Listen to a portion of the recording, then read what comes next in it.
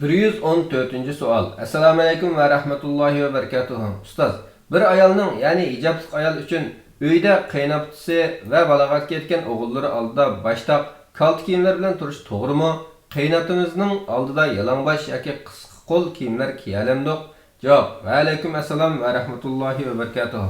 Alloh taolo bunday buyurgan: Müminlerge aytqinki, namahramlarga tikilib qaramasın, avratlarini yapsın, zinnetlerinden sırtqi ko'ringandan boshqani oshkorlamasin, lechakleri bilan ko'kraklarni yapsın, zinnetlerini erlerden, atalardan, ya qaynatalardan, o'g'illardan, erlerining o'g'illaridan, o'z qarindoshlarının o'g'illaridan, ya hamshirlarining o'g'illaridan, dindosh ayollardan, qo'l ostidagi cho'rilardan, ya xotinlarga ehtiyoji yo'q xizmetçilerden veya balağatga yetmegen balalardan başkalarına körsetmesin.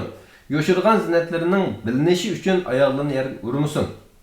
Mezkur ayetke asasen ayollar qaynatısının ve özünün oğulları aldıda baştak kalt kiyimler bilen tursa buludu. Ama qaynatısının oğulları yani iyirinin bir tuqqanları aldıda toluq kiyim bilen turudu. Farkı baştakiler ayalga mengülük mehremler, keyinkisi vaqtlık mehremler.